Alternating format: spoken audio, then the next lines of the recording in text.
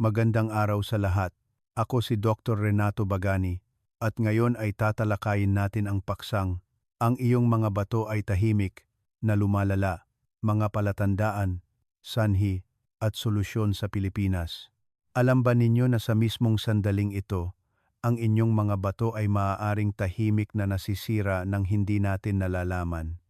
Lubos akong umaasa na huwag muna kayong huminto, pakinggan nyo ito hanggang sa huling sandali. Sapagkat ang ibabahagi ko ay hindi para takutin kayo, kundi para tulungan kayong maunawaan ang isang katotohanan. Ang sakit sa bato ay karaniwang hindi maingay, hindi masakit sa simula. Ito ay dahan-dahang umuusbong, tahimik, at ang tahimik na pag-unlad na ito ang pinakakababahala.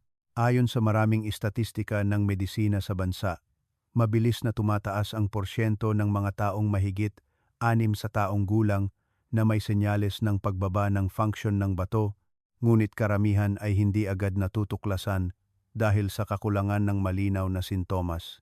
Ang mga pangmatagalang programa sa pagsubaybay sa malalaking pasilidad ng paggamot tulad ng Philippine General Hospital o St. Luke's Medical Center ay nagpapakita na maraming pasyente ang natuklasan lamang ang sakit kapag malubha na ang pagbaba ng function ng bato. Hindi iilan ang nagulat at nagsabi na wala silang naramdamang sakit hanggang sa niresetahan sila ng kapalit na paggamot sa bato. Naaalala ko pa ang isang matandang babae na si Aling Nena na taga Batangas. Siya ay namuhay ng regular, simple ang pagkain, at hindi niya naisip na mayroon siyang anumang panganib. Nang magtagal ang kanyang pagkapagod, ipinakita ng mga pagsusuri na malalim na ang pagbaba ng kanyang glomerular filtration rate, GFR. Tiningnan niya ako at sinabi, "Akala ko malusog pa ako." Ang pahayag na iyon ay nagpahirap sa akin. Ang bato ay tunay na isang tahimik na organ. Ito ay patuloy na nagtatrabaho araw-araw, nagsasala ng daan-daang litro ng dugo, ngunit hindi humihingi ng tulong ng malinaw kapag nagsisimulang humina. Ngayon, tatalakayin natin ng paisa-isa. Bakit mabilis na dumarami ang sakit sa bato sa ating bansa? Ang mga maagang senyales ng babala na binabalewala ng marami, ang mga gawi sa pagkain na hindi sinasadya ay nagdaragdag ng pasanin sa bato, at ang mga kapakipakinabang na pagpipilian ng pagkain na nakakatulong na protektahan ang mahalagang organ na ito. Higit sa lahat, ibabahagi ko ang mga simpleng prinsipyo na hindi magastos na maaari ninyong ilapat agad sa bahay upang mapanatili ang function ng bato sa mahabang panahon. Ngunit bago tayo pumunta sa bawat tiyak na bahagi, mangyaring pag-isipan ang isang bagay: kung malubha ang paghina ng bato, paano magbabago ang buhay? Sa panahong iyon, ang bawat pagkain ay hindi na magiging ganap na kagalakan, kundi magiging pag-iingat sa bawat gramo ng asin, bawat dami ng potassium, phosphorus. Ang iskediul ng buhay ay maaring limitado ng mahabang sesyon ng paggamot, malalayong biyahe, at ang mga pagtitipon ng pamilya ay hindi na rin magiging madali. Ang pinakamasakit para sa marami ay hindi ang abala sa kanilang sarili, kundi ang takot na maging pasanin sa kanilang mga anak at apo. Ngunit huwag kayong masyadong mag-alala. Ang mahalaga ay mayroon pa tayong pagkakataon na pigilan at baguhin ang sitwasyon kung maaga nating matutuklasan. Kung tama ang pagkaunawa at kumilos tayo simula ngayon, ganap nating mapapabagal ang proseso ng pagbaba o kahit na mapanatili ang katatagan sa loob ng maraming taon. Kaya, umaasa akong manatili kayo hanggang sa dulo ng video na ito. Ipapakita ko ng detalyado, madaling maunawaan, at malinaw na hakbang-hakbang para maprotektahan ninyo ang inyong sarili. Sapagkat kung minsan, ang nakakapagpanatili ng payapang pagtanda ay hindi isang mamahaling gamot, kundi ang pagiging alisto at pagbabago sa tamang oras. Bahagi 1.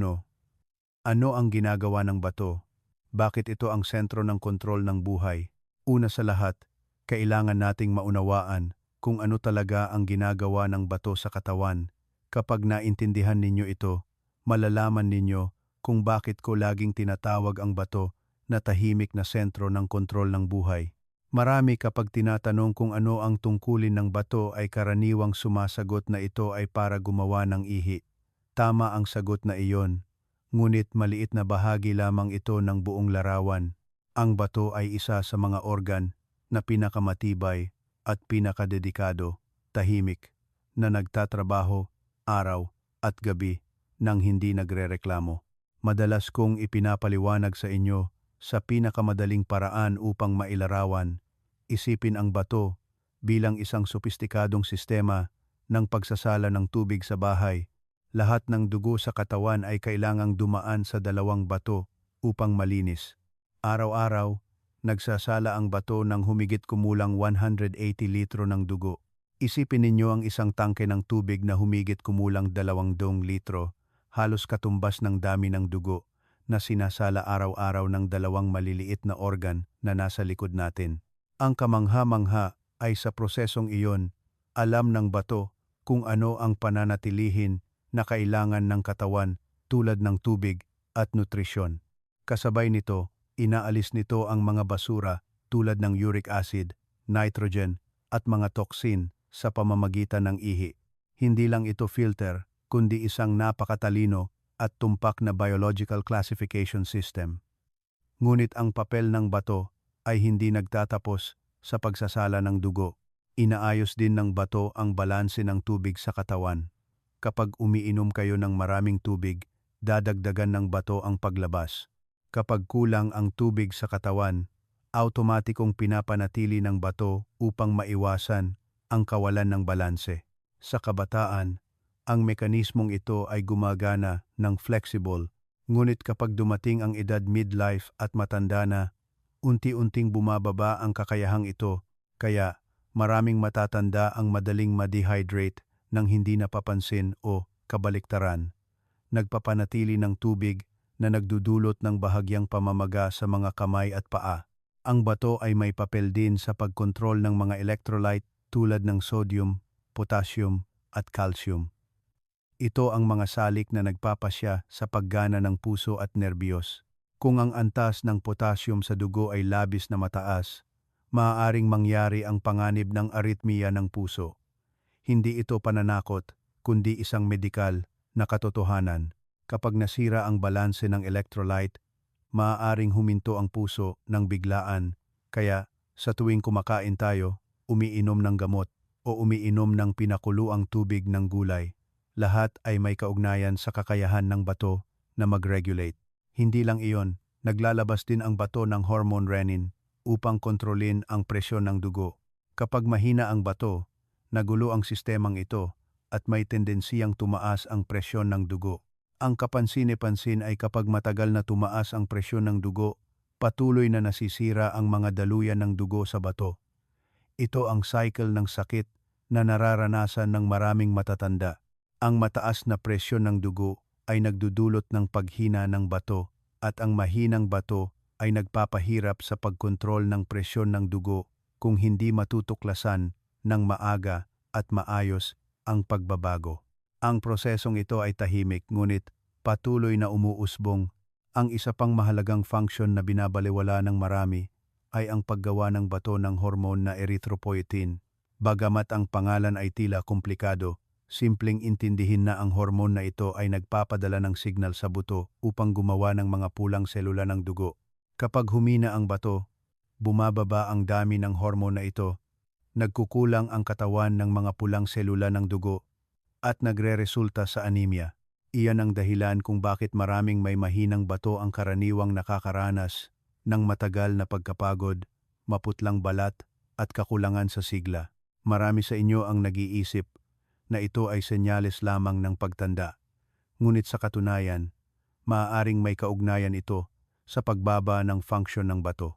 Minamahal na mga kaibigan, kapag tiningnan natin sa kabuuan, makikita natin na ang bato ay hindi lamang gumagawa ng ihi. Ito ay nagre-regulation ng tubig, electrolyte, presyon ng dugo, at maging ang proseso ng paggawa ng dugo. Madalas kong inihahalin tulad ang bato sa isang sentral na control room na namamahala sa panloob na kapaligiran ng katawan. Kung may problema ang control room na ito, magugulo ang buong sistema. Sa pagtanda, ang mahalaga ay hindi ang matakot, kundi ang maunawaan ang papel ng bawat organ upang malaman kung paano ito pahalagahan at protektahan ng tama. Kapag naunawaan natin kung gaano kahalaga ang bato, hindi na natin babalewalain ang mga gawi sa pagkain at pang-araw-araw na pamumuhay. Bahagi 2. Bakit mabilis na dumami ang sakit sa bato? 4 na pangunahing dahilan. Naitanong nyo na ba sa inyong sarili kung bakit ngayon ay parami ng parami ang mga matatanda na kailangang gamutin para sa chronic kidney disease? Dati, ang kidney failure ay itinuturing na bihira. Ngunit ngayon, malaki ang pagtaas ng bilang ng mga bagong kaso. Hindi ito nagkataon. Ito ay resulta ng modernong pamumuhay, pagtaas ng haba ng buhay, at pagpapabaya sa pangangalaga sa kalusugan. Mayroong 4 na pangunahing dahilan na palagi kong binibigyang diin kapag nagpapayo sa mga taong mahigit 60 taong gulang. Dahil kung maunawaan natin ng mabuti, ganap nating maiiwasan ito ng proaktibo. Ang unang dahilan ay diabetes.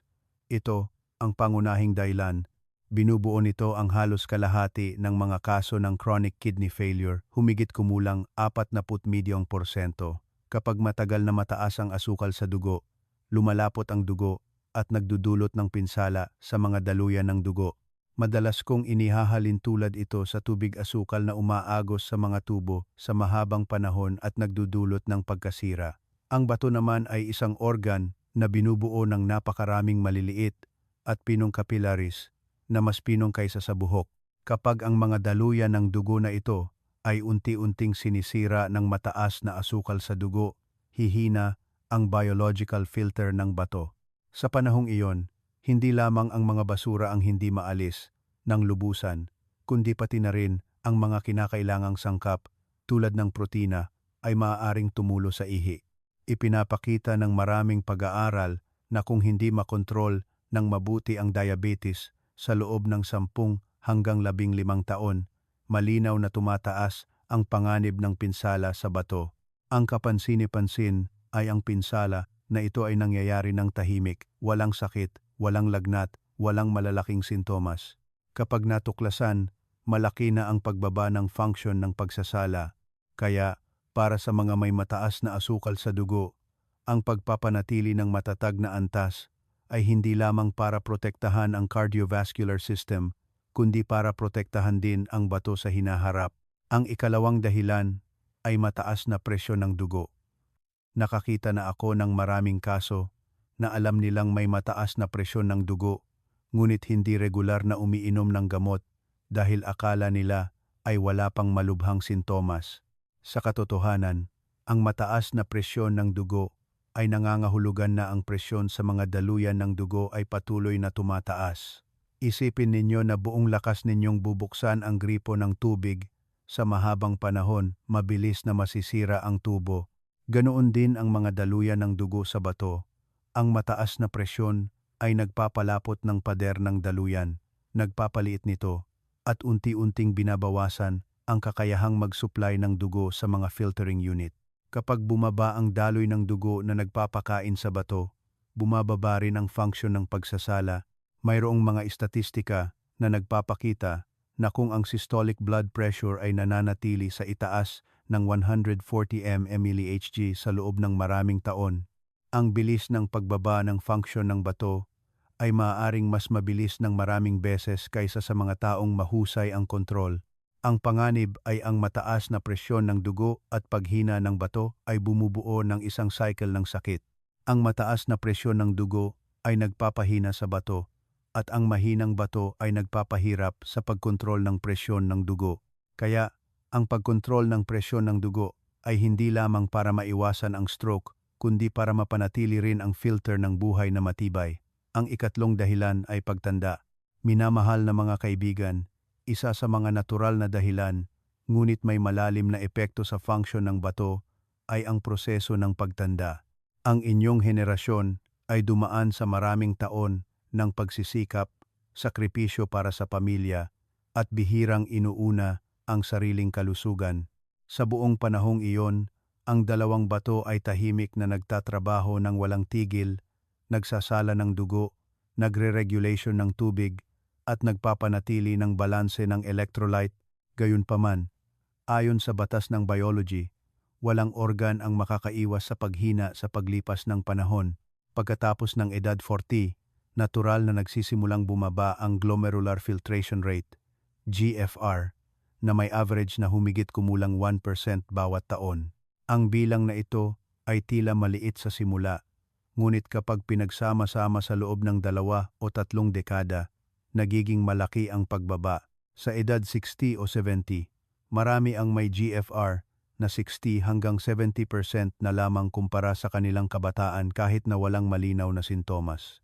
Ang panganib ay nakasalalay sa katotohanan na ang pagbaba na ito ay nangyayari ng tahimik at walang sakit na nagiging sanhi ng ating pagiging pabaya. Kung ang proseso ng pagtanda ay pinagsama sa diabetes, mataas na presyon ng dugo o dyslipidemia, ang bilis ng pagbaba ay mas mabilis, tulad ng isang sasakyan na pababa ng burol na may sira na preno. Lagi kong binibigyang diin na ang pagtanda ay hindi sakit, ngunit ang pagtanda kasama ang hindi kontroladong underlying conditions ang nakababahala. Kaya, ang pangangalaga sa bato sa edad midlife at matanda ay hindi isang malayong bagay, kundi nagsisimula sa mga pangunahing bagay tulad ng makatwirang pagbabawas ng asin, sapat na pag-inom ng tubig, pagpapanatili ng banayad na ehersisyo, at regular na pagsusuri sa function ng bato. Kapag nauunawaan natin at iginagalang ang batas ng kalikasan, maaari nating bahagyang pabagalin ang pagbaba na iyon at mapanatili ang matatag na kalidad ng buhay sa loob ng maraming taon. Ang ika-4 na dahilan ay ang labis na paggamit ng pain relievers at anti-inflammatory drugs. Ito ay isang dahilan na madalas kong nakikita sa aking karanasan sa pagpapayo sa kalusugan sa mga matatanda kapag may masakit sa tuhod, likod o balikat. Marami sa inyo ang may gawi na bumili ng pain relievers sa botika nang hindi kumukonsulta sa doktor. Ang mga gamot tulad ng ibuprofen o naproxen na kabilang sa non-steroidal anti-inflammatory drugs, NSAIDs, ay may mekanismo ng pagpigil sa prostaglandin. Samantala, ang prostaglandin ay may papel sa pagpapanatili ng daloy ng dugo sa bato. Kapag matagal na pinipigilan ang prostaglandin, bumababa ang dami ng dugo na nagpapakain sa bato. Ang mga selula ng bato ay hindi nakakakuha ng sapat na oxygen at kinakailangang sustansya na nagreresulta sa unti-unting pinsala. Madalas kong inihahalin tulad ito sa isang bukid na pinutulan ng supply ng tubig sa mahabang panahon. Sa simula, ang mga halaman ay bahagyang nalalanta lamang, ngunit kung matagal ang sitwasyon, madali silang matutuyo at mamamatay. Ganoon din ang mga selula ng bato.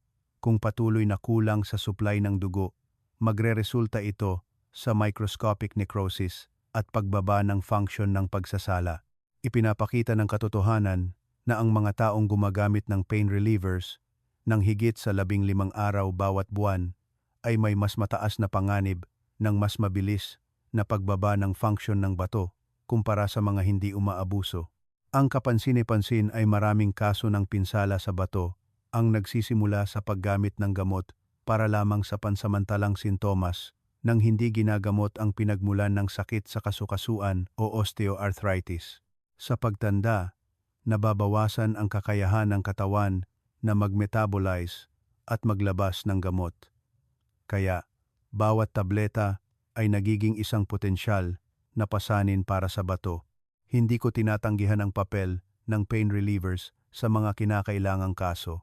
Ngunit ang mahalaga ay gamitin ito sa tamang dosis, tamang panahon, at may pagsubaybay ng medikal.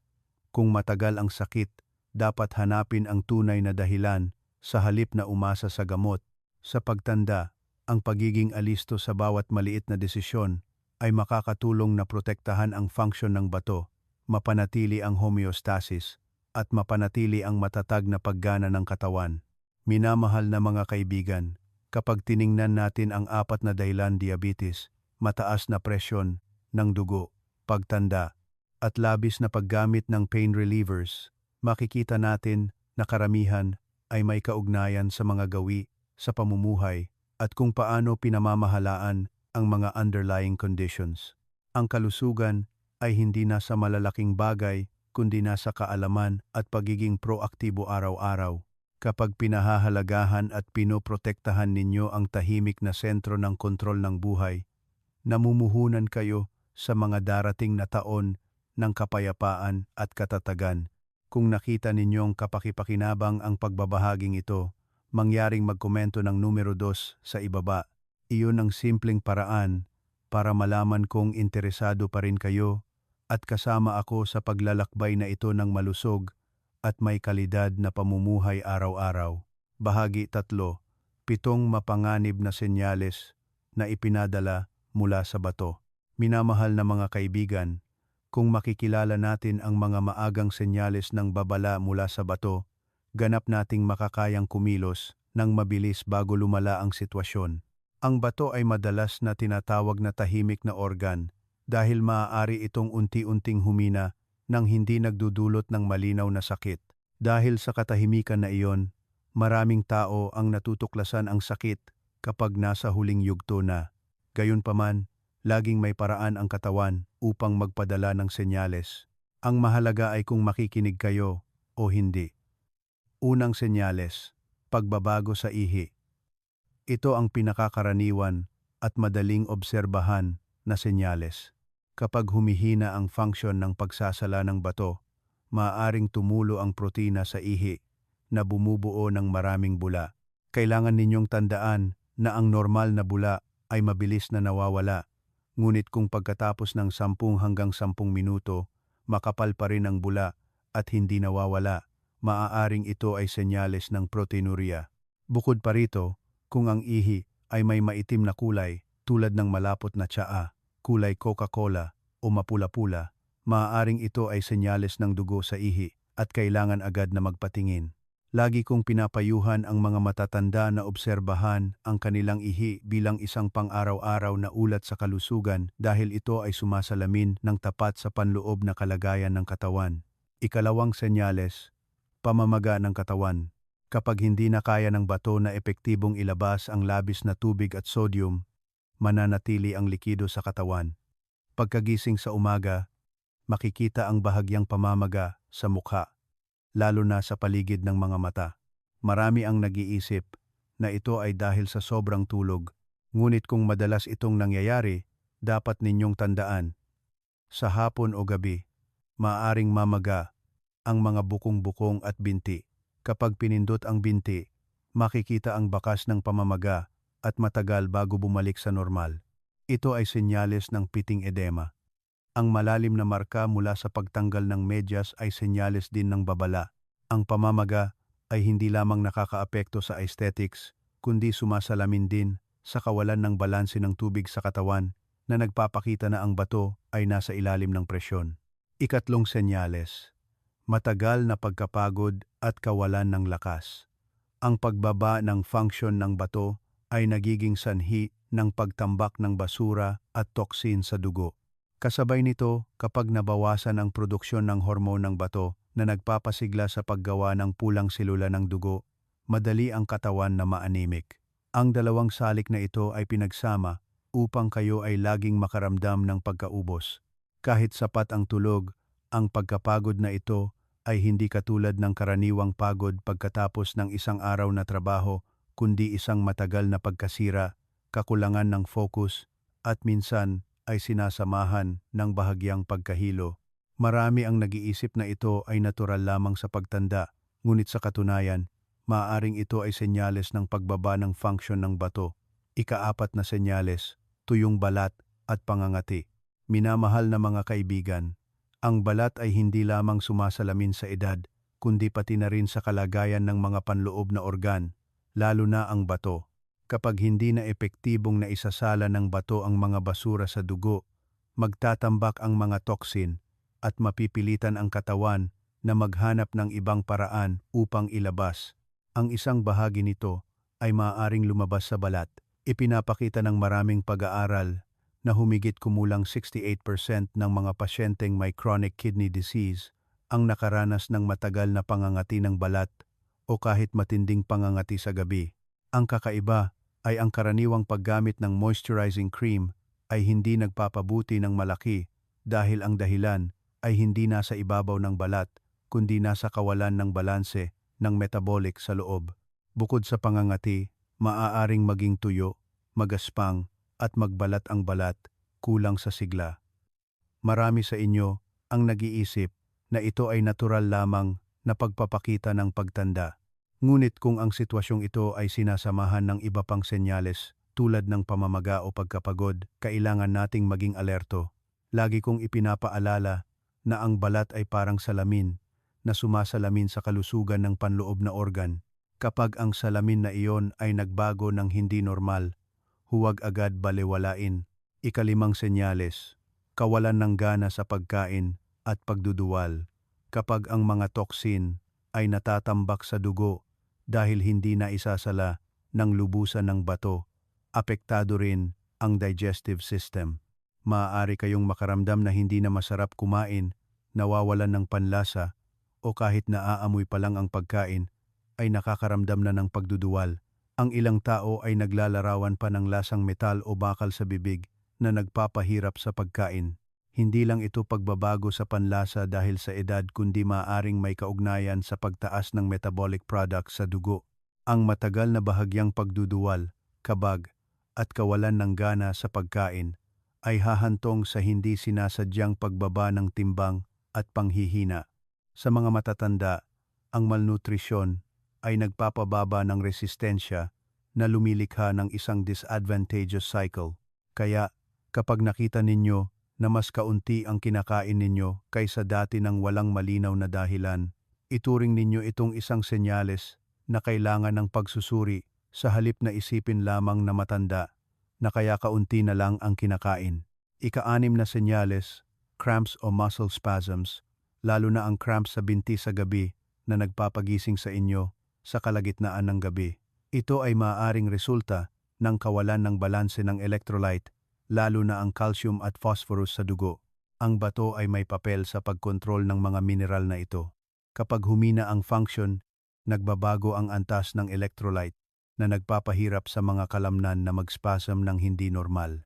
Marami ang nag-iisip na ang cramps ay simpleng kakulangan ng ehersisyo o pagtanda. Ngunit kung ang fenomeno na ito ay madalas na nangyayari kasama ng pagkapagod o bahagyang pamamaga, dapat suriin ang function ng bato. Ang muscle cramps ay hindi lamang nagdudulot ng sakit kundi nakakagambala rin sa pagtulog at ang mahinang pagtulog ay nakakaapekto sa cardiovascular system, presyon ng dugo at estado ng pag-iisip. Lahat ay may malakas na koneksyon sa pangkalahatang kalusugan. Ika-7 senyales, hirap sa paghinga. Ito ay mas malubhang senyales at nangangailangan ng espesyal na atensyon kapag hindi na kayang alisin ng bato ang labis na tubig. Maaaring magtambak ang likido sa katawan at makakaapekto pa sa baga. Maaari ninyong mapansin na kailangan ninyong maglagay ng mas mataas na unan para makatulog o kapag umaakyat ng hagdan ay nahihirapan ng husto kumpara dati. Ang isang bahagi ng dahilan ay maaaring dahil sa akumulasyon ng likido, ang isa pang bahagi ay maaaring dahil sa anemia dahil nabawasan ang produksyon ng hormone ng bato na nagpapasigla sa paggawa ng pulang selula ng dugo. Ang hirap sa paghinga ay hindi normal sa pagtanda kung ito ay biglang lumitaw o unti-unting lumalala sa paglipas ng panahon. Kapag naging mabigat ang paghinga, maaaring ito ay isang malakas na babala mula sa katawan na may problema ang sistema ng pag-regulate ng tubig at dugo. Lagi kong pinapayuhan kayo, kung nakita ninyo na matagal na ang sitwasyong ito, huwag ipagpaliban ang pagpapatingin. Minamahal na mga kaibigan, ang 7 senyales na ibinahagi ay hindi para tayo ay mag-alala, kundi para tulungan tayong maaga na matuklasan at kumilos ng mabilis. Ang bato ay maaaring tahimik, ngunit ang katawan ay hindi kailanman ganap na tahimik. Kapag natuto tayong makinig sa bawat maliit na pagbabago, binibigyan natin ang ating sarili ng pagkakataon na mapanatili ang function ng bato, mapanatili ang kalidad ng buhay, at maprotektahan ang mga darating na taon ng kapayapaan. Bahagi 4, 5 pagkain at gawi na nagsisira sa bato araw-araw. Minamahal na mga kaibigan, sa maraming taon ng pagpapayo, sa mga taong mahigit 60 taong gulang, napagtanto ko ang isang napakalinaw na bagay na ang kalusugan ng bato ay higit na nakasalalay sa kung ano ang kinakain at iniinom natin araw-araw. Ang bato ay hindi natural na humihina, kundi kadalasang unti-unting nasisira dahil sa mga pamilyar na pagpipilian sa mga pagkain sa bahay.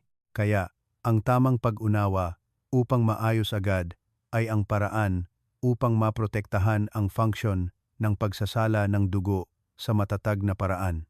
Una ay sodium o tinatawag ding asin. Alam ng lahat na masama ang maalat na pagkain, ngunit ang panganib ay maraming tao ang nalilinlang ng panlasa kapag mainit pa ang pagkain tulad ng sopas o pansit. Hindi ninyo mararamdaman ng malinaw ang alat, ngunit kung hahayaan itong lumamig, lilitaw ng malinaw ang alat. Ang dahilan ay kapag mainit, mas mababa ang sensitivity ng ating panlasa. Ipinapakita ng katotohanan na mahigit 40% ng pang-araw-araw na dami ng asin ay nagmumula sa sabaw, sa mga sopas at sabaw na pagkain. Karaniwan nating iniisip na sapat na ang hindi na pagdagdag ng patis, ngunit nakalimutan natin na bawat kutsara ng sabaw ay naglalaman na ng malaking dami ng sodium. Lagi kong ibinabahagi ang isang napaka-praktikal na payo na kung maaari, dapat ninyong limitahan ang pag-inom ng sabaw at unahin ang pagkain ng solidong bahagi tulad ng gulay, karne at isda. Ang isang maliit na pagbabago sa iyong sabaw ay maaaring magdulot ng malaking pagkakaiba para sa bato. Nakakita na ako ng isang ginang na si Aling Rosa, 60 taong gulang, na nakatira sa isang probinsya. Mayroon siyang history ng arthritis at gawi, na kumain ng isang mangkok ng maalat na lugaw tuwing umaga kasama ang pain reliever. Nang suriin, ang GFR niya ay nasa 50 ng units, na lamang ibig sabihin ay malaki na ang pagbaba. Binalaan siya ng doktor na kung hindi maaayos, malaki ang panganib na lumala ang kondisyon.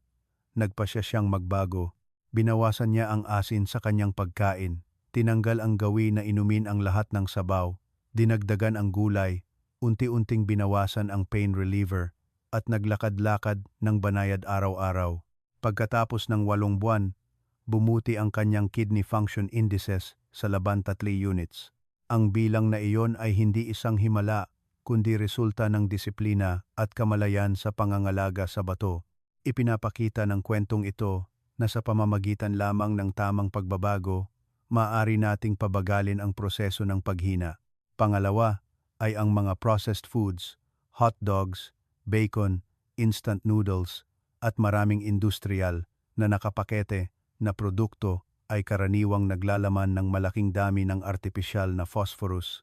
Iba sa natural na phosphorus sa sariwang pagkain, ang artipisyal na anyo na ito ay madaling maabsorb at maaaring magdulot ng kawalan ng balanse ng mineral sa katawan. Kapag mataas ang phosphorus, kukuha ng calcium ang katawan mula sa buto upang bumawi na nagpapahina sa buto. Kasabay nito, ang labis na phosphorus ay maaaring mag-ambag sa calcification ng mga daluyan ng dugo na nagpapatigas sa pader ng daluyan na nakakaapekto sa puso at bato. Ang gusto kong bigyang diin ay hindi ang ganap na pagbabawal, kundi ang paglilimita hanggat maaari sa mga pagkain na may napakahabang shelf life at mahirap basahin ang ingredients. Kung mas kaunting industrial na pagproseso, mas malapit ang pagkain sa natural at mas magaan ang pasanin sa bato. Sa edad midlife at matanda, ang bawat pagkain ay hindi lamang para busugin, kundi para nutrisyon ang katawan ng matalino. Pangatlo ay ang labis na pagkonsumo ng suplementong protina. Sa mga nakaraang taon, nakita ko na maraming tao na mahigit 60 taong gulang ang nagsisimulang magpakita ng interes sa pagpapanatili ng kalamnan. Napakaganda nito. Gayunpaman, mayroong karaniwang maling akala na mas maraming protein powder ang iniinom, mas magiging malusog ang katawan. Ang katotohanan ay hindi ganoon kasimple.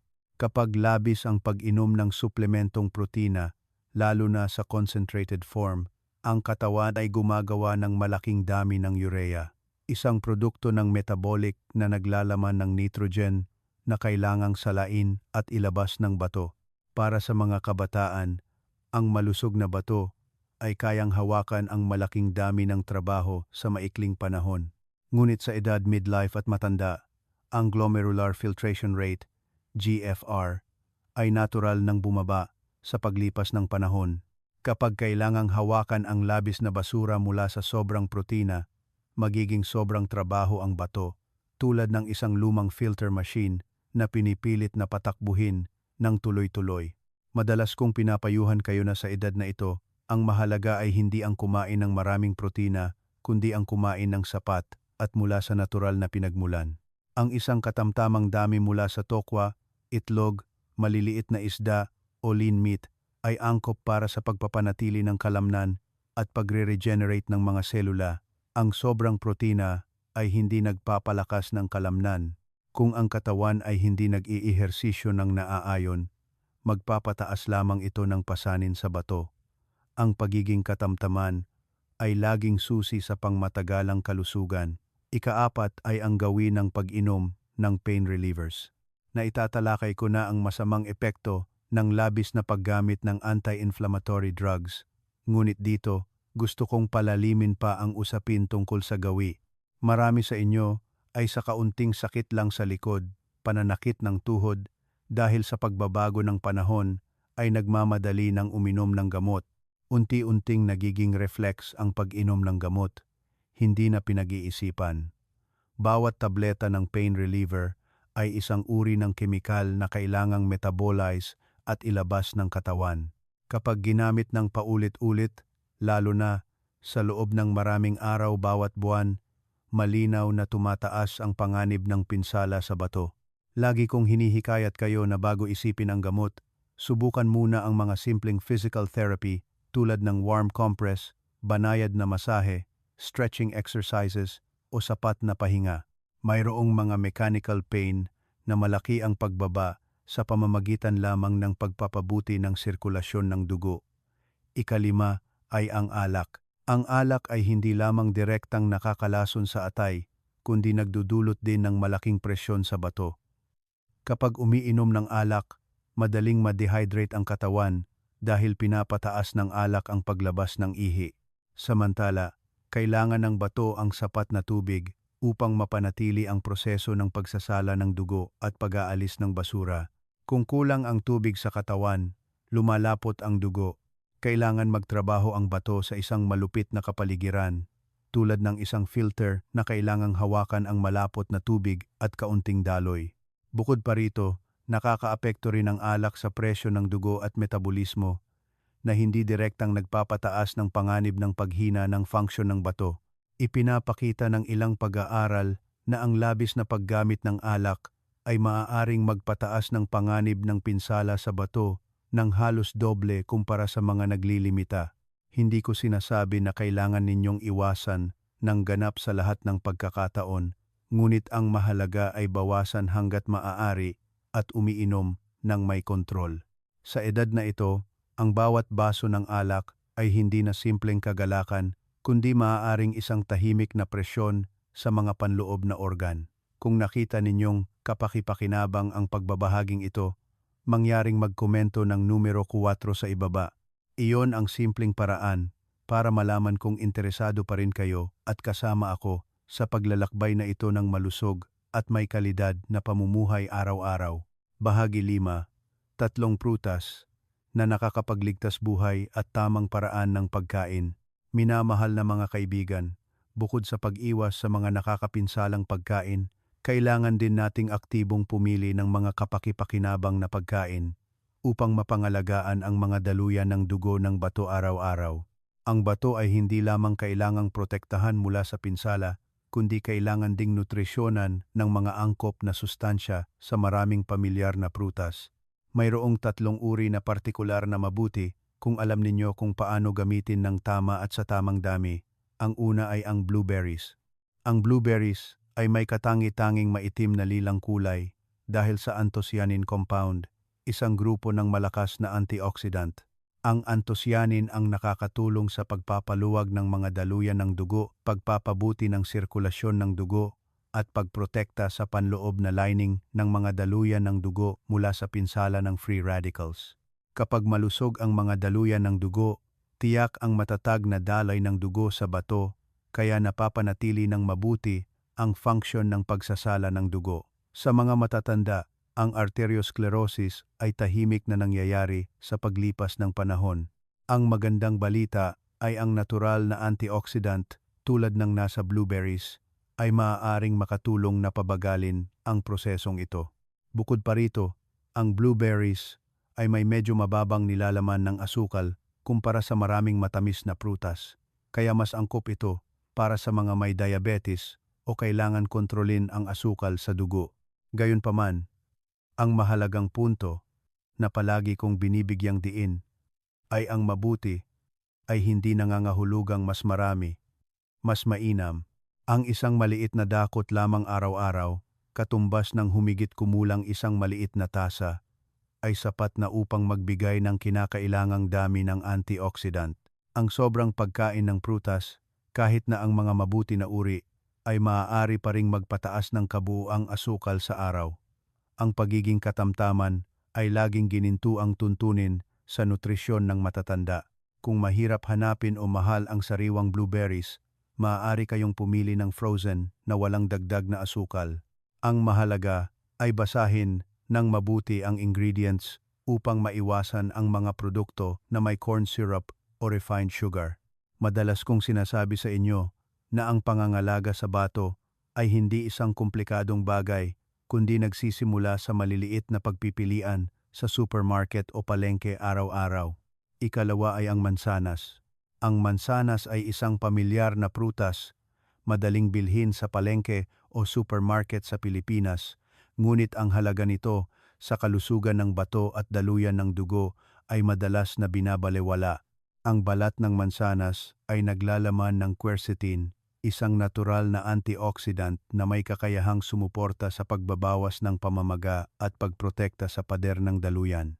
Sa mga matatanda, ang tahimik na pamamaga at arteriosclerosis ay mga salik na nag-aambag sa pagbaba ng daloy ng dugo sa bato. Kaya, ang pagdagdag ng mga pagkaing mayaman sa antioxidant tulad ng mansanas ay maaaring makatulong na mapanatili ang matatag na sirkulasyon para sa organ na ito. Bukod pa rito, ang mansanas ay naglalaman din ng pectin, isang uri ng soluble fiber na napakabuti.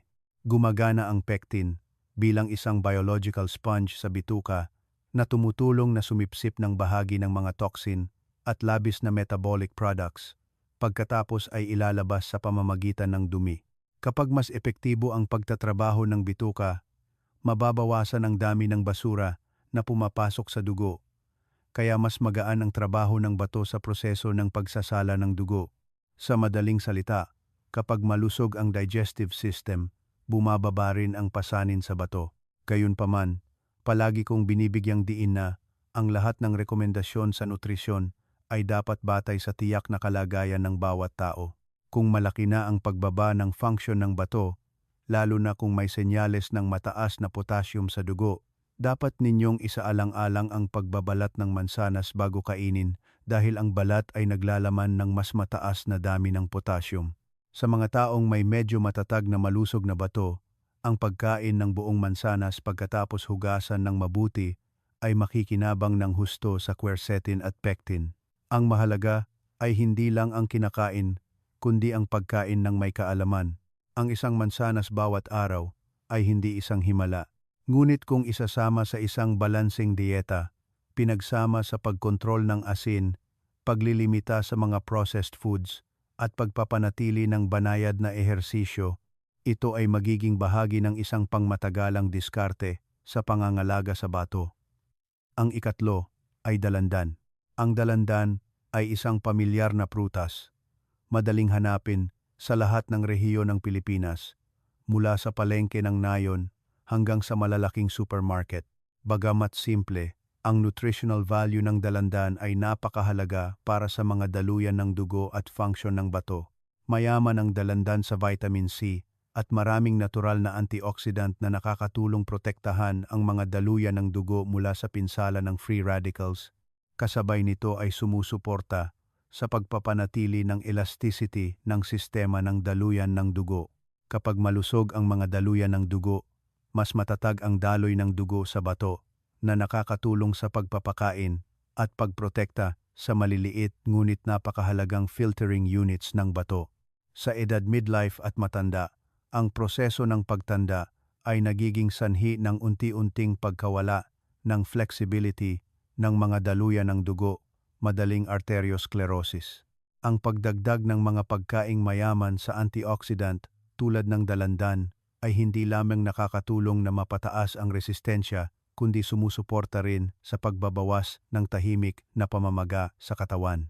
Madalas kong sinasabi na ang pangangalaga sa bato ay hindi lamang tungkol sa bato kundi tungkol sa buong sistema ng sirkulasyon. Gayunpaman, ang paraan ng pagkain ay kasing halaga ng uri ng prutas na inyong pipiliin.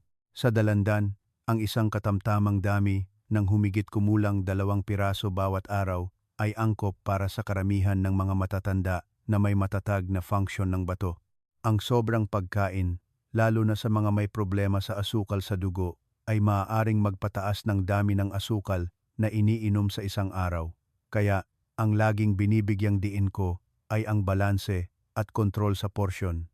Ang isang mahalagang punto na dapat tandaan ay ang dalandan ay naglalaman ng isang tiyak na dami ng potassium para sa mga may malubhang paghina ng function ng bato at pinayuhan ng doktor na limitahan ang potassium, kailangang kumonsulta sa isang propesyonal bago regular na kumain. Para sa karamihan naman na may matatag na kalusugan, ang dalandan ay isang malusog na pagpipilian kung gagamitin ng katamtaman. At kung sa tingin ninyo ay karapat-dapat na ilapat ang nilalamang ito, mangyaring mag-iwan ng komento na may numerong sais sa ilalim ng video. Hindi lamang ito senyales na nakikinig kayo, kundi isang maliit na pangako sa inyong sariling kalusugan. Bahagi 6. Napakahalagang paalala tungkol sa paraan ng pagkain ng prutas. Minamahal na mga kaibigan, maraming tao ang nag-iisip na sapat na ang pumili lamang ng tamang uri ng prutas, ngunit sa katotohanan, ang paraan ng pagkain ang nagpapasya kung ang prutas ay magiging pampalakas o hindi sinasadyang magiging pasanin sa katawan. Ito ang punto na partikular kung gusto na tandaan ninyo. Una sa lahat, pinapayuhan ko kayong huwag na huwag uminom ng fruit juice o smoothie bilang isang pang-araw-araw na gawi, lalo na kung may problema kayo sa asukal, sa dugo o function ng bato. Kapag ang prutas ay giniling ng pino, malaki ang pagkasira ng natural na istruktura ng fiber. Ang fiber ay may papel sa pagpapabagal ng proseso ng pag-absorb ng asukal sa dugo. Kapag wala na ang filtering layer na ito, ang natural na asukal sa prutas ay napakabilis na pumapasok sa dugo na nagpapataas ng asukal sa dugo sa maikling panahon. Sa mga kabataan at malusog, maaring ayusin ng katawan ito ng bahagya. Ngunit sa mga taong mahigit 60 taong gulang, lalo na kung may pre-diabetes, diabetes o mataas na presyon ng dugo, ang biglaang pagtaas ng asukal sa dugo ay magdudulot ng presyon sa mga daluyan ng dugo at hindi direktang magpapahirap sa bato.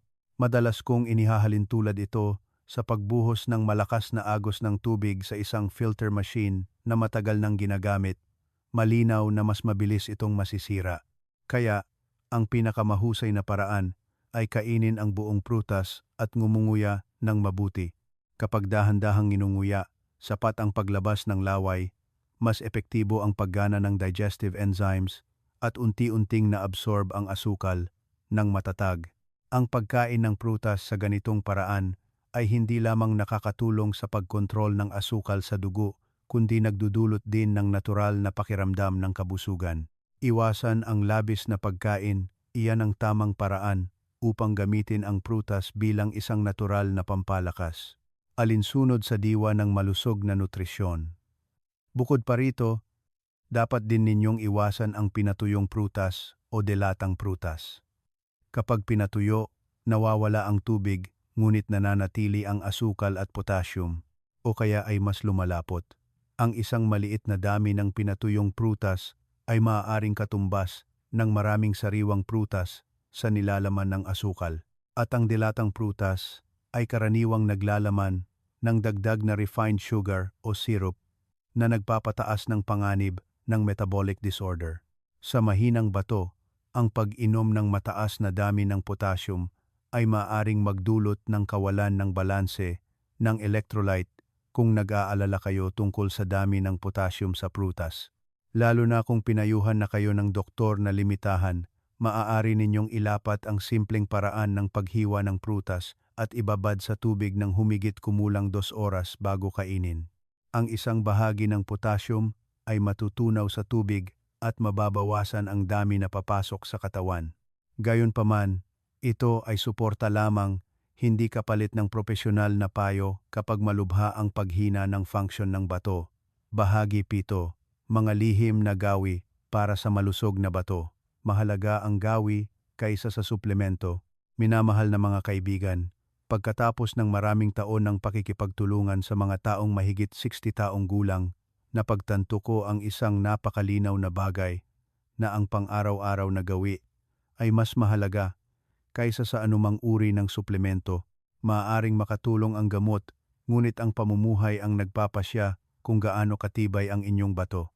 Ang unang susi sa kalusugan ng bato ay ang kumain ng hindi maalat. Madaling sabihin ngunit mahirap gawin sa konteksto ng tradisyonal na pagkain na karaniwang masarap. Madalas kong pinapayuhan kayo na sa halip na umasa sa asin o patis, matuto kayong gumamit ng lemon, suka, bawang, luya, at paminta upang gisingin ang panlasa. Ang mga natural na pampalasa na ito ay nagbibigay ng lalim sa pagkain nang hindi nagpapataas ng pasanin ng sodium. Kapag binawasan ng asin, mas matatag ang presyon ng dugo, mas kaunti ang pinsala sa mga daluyan ng dugo, kaya nababawasan ang presyon sa sistema ng pagsasala ng bato. Ang interesante ay ang ating panlasa ay may kakayahang umangkop kung magtitiyaga lamang ng humigit kumulang 2 linggo, muling magiging sensitibo ang mga selula na nakakaramdam ng alat. Sa panahong iyon, magsisimula na kayong maramdaman ang natural na tamis ng mga gulay, ang sariwang lasa ng pinasingaw na isda, at mapagtanto na ang pagkain na hindi maalat ay hindi pala bland, kundi tunay na masarap. Hindi lamang ito pagbabago sa panlasa, kundi pagbabago sa paraan ng pagpapahalaga natin sa pagkain. Ikalawa ay ang pagpapanatili ng tamang timbang. Kapag sobra ang timbang ng katawan, kailangan magtrabaho ng mas husto ang bato upang hawakan ang mga basura na gawa ng mas malaking masa ng tissue. Isipin ninyo ang isang water filter machine na hinihingiang magsilbi sa isang lalong lumalaking tangke ng tubig. Tiyak na mas mabilis itong masisira. Ang pagbaba ng ilang kilo ay hindi lamang nagpapagaan sa tuhod kundi nagpapagaan din sa pasanin ng bato. Ito ay lalong mahalaga sa mga may diabetes o mataas na presyon ng dugo dahil ang dalawang kondisyong ito ay nagdudulot na ng presyon sa bato sa paglipas ng panahon. Naaalala ko ang kwento ni Mang Ambo, 58 taong gulang, nakatira siya sa isang probinsya at may diabetes ng mahigit 10 taon. Nang suriin, ang GFR niya ay 48 units na lamang. Hindi siya gumamit ng anumang mamahaling suplemento, kundi patuloy lamang na gumawa ng 3 simpleng pagbabago. Una, tinanggal niya ang gawi na inumin ang lahat ng sabaw na maalat. Ikalawa, naglalakad siya ng 30 minuto araw-araw sa parke malapit sa bahay. Ikatlo, ganap niyang tinigil ang paggamit ng pain relievers na ginagamit niya nang walang payo ng doktor, pinalitan ng warm compress at physical therapy ayon sa payo. Pagkatapos ng 3 buwan, tumaas ang kanyang kidney function index sa 57 units. Sinabi niya sa akin na nagulat siya dahil ang napakasimpleng mga bagay ay nagbigay ng malaking resulta. Madalas kong ibinabahagi ang kwentong ito upang bigyang diin na ang bato ay gumagaling dahil sa disiplina sa pamumuhay at hindi dahil sa mga makikinang na advertisement. Pangatlo ay ang pag-inom ng tubig. Kailangan ng bato ang tubig upang epektibong masala ang dugo, ngunit kailangan ding uminom sa tamang paraan. Para sa karamihan ng mga matatanda na may matatag na function ng puso at bato, Dapat uminom ng humigit kumulang 1.5 hanggang 2 litro ng tubig araw-araw. Hatiin sa maliliit na sipsip sa buong araw sa halip na uminom ng sabay-sabay.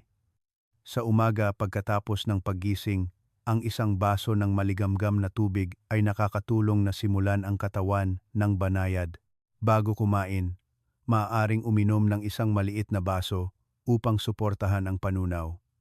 Sa gabi, dapat lamang uminom ng katamtamang dami upang maiwasan ang sobrang pag-ihi sa gabi. Dapat ninyong unahin ang malinis na inuming tubig, limitahan ang malapot na tsaa, kape, o matamis na inumin dahil ang mga ito ay maaaring magpataas ng pasanin sa metabolismo. Gayunpaman, kung mayroon na kayong malubhang pamamaga o progresibong kidney failure, ang pag-inom ng tubig ay dapat sumunod sa eksaktong dami na inireseta ng doktor, huwag sariling magdagdag o magbawas.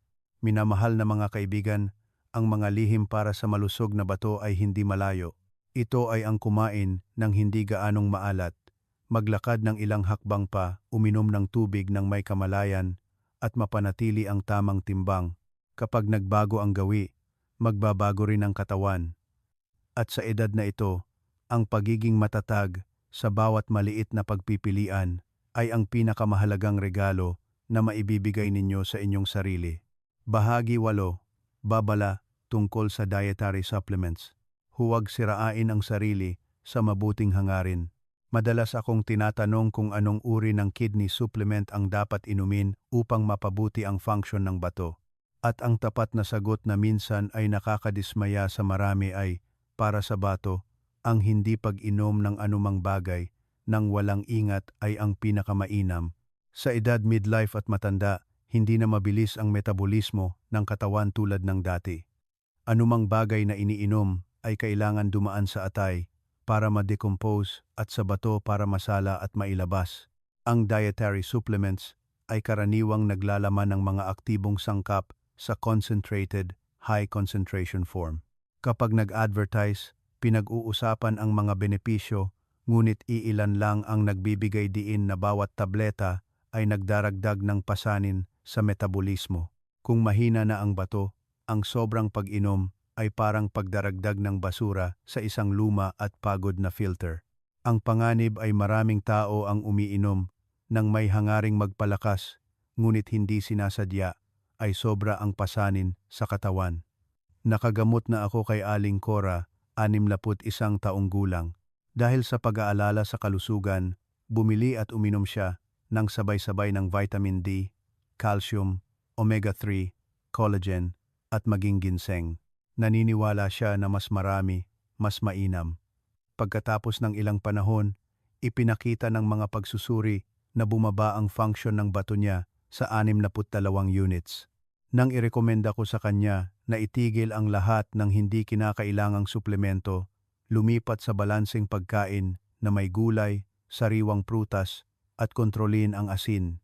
Pagkatapos lamang ng kalahating taon, tumaas ang kanyang index sa 74 units. Sinabi niya sa akin na ang pinagsisisihan niya ay hindi ang perang ginastos, kundi ang kakulangan sa kaalaman na halos nakasira sa kanya. Lalo na, kailangan ninyong iwasan ang mga produkto na naglalaman ng creatine kung walang malinaw na medikal na indikasyon. Ito ay isang sangkap na maaaring magpataas ng pasanin sa bato o kahit may potensyal na magdulot ng acute kidney failure sa mga taong may mahinang kidney function. Hindi dahil ginagamit ng mga kabataan na nagpapalaki ng katawan ay gagamitin nyo na rin. Ang katawan sa edad 6 ay ganap na iba sa edad 30. At kung patuloy pa rin kayong nanonood hanggang dito, gusto kong imbitahan kayo na mag-iwan ng numero 8 sa section ng komento. Iyan ang paraan para malaman kung nakakuha kayo ng mahusay na kaalaman at nakita ninyong kapaki-pakinabang ito. Bahagi siyam. Kumilos agad ngayon. 6 na hakbang para protektahan ang iyong buhay. Sa ating bansa, ang regular na medical check-up ay hindi pa rin nabibigyan ng tamang importansya. Marami ang natatakot matuklasan ang sakit, kaya iniiwasan ang pagsusuri. Ngunit lagi kong sinasabi na ang maagang kaalaman ay pagkakataon para sa maagang pagbabago sa pamamagitan lamang ng isang simpleng pagsusuri ng dugo at ihi. Maaari na ninyong masuri ng medyo tumpak ang kalagayan ng sistema ng pagsasala ng dugo na ito. Ang plano ng aksyon para sa inyo simula bukas ay napaka-specific at hindi magastos. Sa umaga, pagkagising, uminom ng isang baso ng maligamgam na tubig habang walang laman ang tiyan upang ma-activate ang sirkulasyon at suportahan ang natural na proseso ng paglabas ng dumi. Kapag kumakain, huwag na huwag inumin ang maalat na sabaw. Sanayin ang sarili na gumamit ng lemon, bawang, at luya upang magbigay ng lasa sa halip na asin at siksik na patis. Bawat pagbawas ng kaunting asin ay pagbawas ng presyon sa mga daluyan ng dugo at bato. Kapag nagmeryenda, palitan ang mga kendi at matatamis ng isang dakot ng sariwang blueberries kung mayroon o isang madaling hanapin na sariwang mansanas. Ang buong prutas ay laging mas mahusay kaysa sa mga processed foods na maraming asukal. Mag-ehersisyo araw-araw ng hindi bababa sa 30 minuto sa pamamagitan ng banayad na paglalakad. Ang pag-ehersisyo ay nakakatulong sa daloy ng dugo, sumusuporta sa pagkontrol ng asukal sa dugo at presyon ng dugo, kaya hindi direktang pinoprotektahan ang bato tungkol sa paggamit ng gamot. Limitahan ng husto ang sariling pagbili ng pain relievers at anti-inflammatory drugs. Ito ay isang grupo ng mga gamot na maaring makaapekto sa daloy ng dugo sa bato kung ginagamit ng matagal. Makinig sa katawan at unahin ang mga physical measures tulad ng warm compress, stretching exercises o functional rehabilitation. Panghuli, bawat taon, magpatingin ng hindi bababa sa isang beses upang masubaybayan ang mahahalagang indikasyon. Hindi ito para mag-alala, kundi para maging proaktibo. Hindi ninyo kailangan ng mga sopistikadong makina o mamahaling pagkain. Ang kailangan ninyo ay maliit na disiplina araw-araw. Ang mga tila simpleng pagbabago na ito ang pundasyon para sa pangmatagalang proteksyon ng buhay. Sa edad na ito, ang pangangalaga sa bato ay hindi para mabuhay ng napakatagal sa anumang halaga, kundi para mabuhay ang natitirang mga taon ng may katinuan, gaan at kaganapan.